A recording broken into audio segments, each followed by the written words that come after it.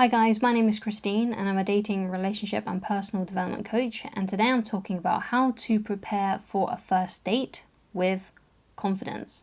So the first thing that I want to get into when it comes to, having a first date and, preparing yourself mentally, building up the courage basically, feeling confident on your first date, is that you're always going to have some nerves, right? It's okay to be a bit nervous, a bit jittery when you're about to go on a first date. Like, that is completely normal to be experiencing that. And sometimes I even think, like, if you're really, really, really, really nervous when you are on that date, sometimes it's good to, if you want to seem really down to earth and stuff, to actually bring it up. Like, if you meet them and they're like, "Hey, how are you?" and you're like, you're greeting each other and you're like, "Yeah, I'm so nervous and excited about meeting you." It's just bringing that kind of thing up can actually really, really help, I think. And it shows that you're down to earth and stuff like that. So, but understanding and recognizing that it's okay to have some nerves on your first date with someone is perfectly fine.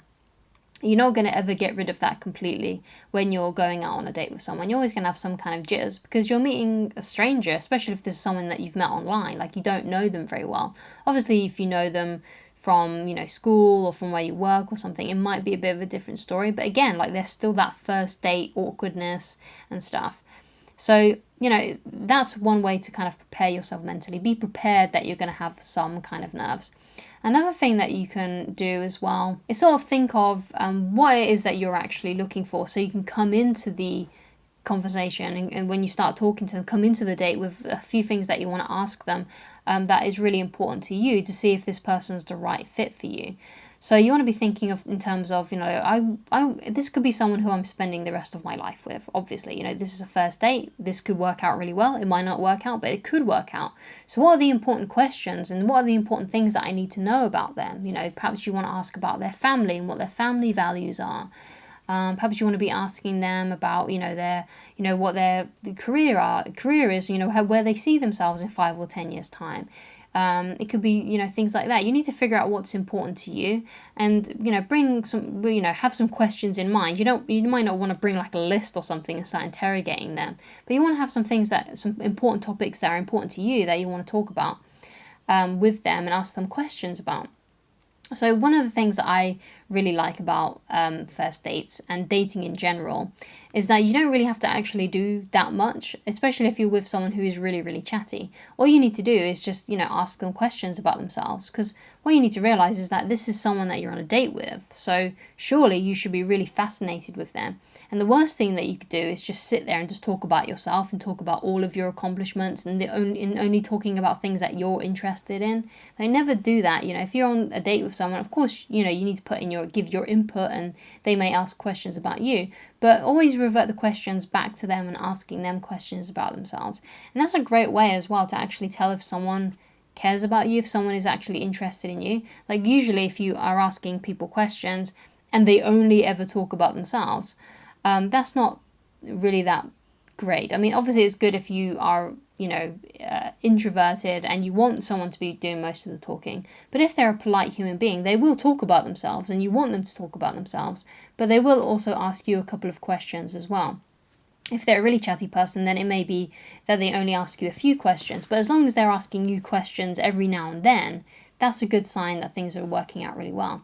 And it's also a good sign for you, because all you really need to do is just sit back, ask questions, ask things about them, things that they would enjoy, asking. There's a great book, and I've talked about this book a lot, and it's How to Win Friends and Influence People. So you want to be talking about questions that they would be happy answering. Talk about, the things that they find fascinating.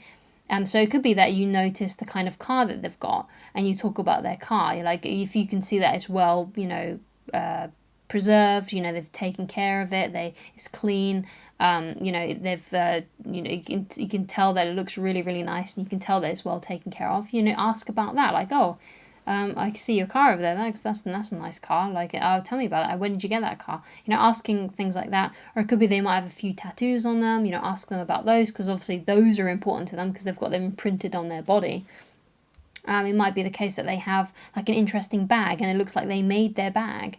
Ask about that bag. Like, oh wow, did you make that? It looks amazing. Where did you get that from? Asking questions that you can see about them, observe them, and ask them about those things. And it may be the case that they just start talking about what they're interested in, and then all you need to do is just keep on asking questions about that. Because the idea on a first date is that you want to get, really deep into a conversation with someone, because that's how you know that you're bonding. If you're kind of just asking things and they're giving you one-worded answers and it's not really flowing very well, but kind of like how you are when you meet a new best friend. You just jump into the conversation and you're always just chatting and you're just talking about really funny things and you're talking about things that you both love. It's kind of like that moment when you meet a new best friend. You're looking for those moments. You're trying to dig for those moments. Where you can get them to feel that for you. And that's going to bring you so much confidence, because all you need to do is just sit back and just ask them questions about their life that they enjoy answering.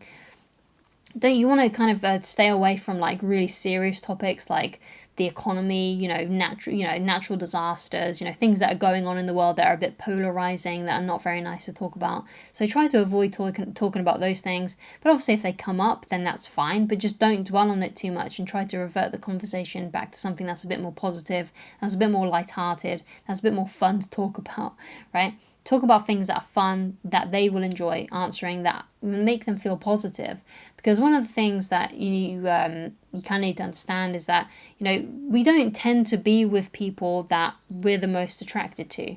We don't, well, sometimes we do, but that's for the wrong reasons. But usually we like to hang out with people that make us feel good on the inside the most.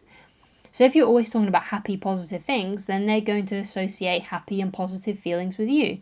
But if you're there just talking about really negative events, talking about really negative things that are making you both feel sad, then when they see you, they're going to feel sad. They're going to associate sadness and negativity towards you.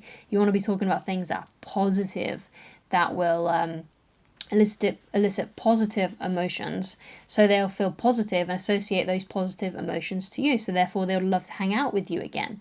That's the idea. You want to find out obviously a lot about them and see if they're the right kind of person, and if they are and you think, wow, yeah, they tick a lot of my boxes, we like the same kind of things, we've got the same kind of values, we want the same things in life, we have this, we have this, we might have a shared bond, you might have a shared passion, like, yeah, this person's great. So then you need to be thinking of like, okay, so how can I, make them want to hang out with me more, and then and that's how you do it, you just try and talk about and make the experience a positive experience.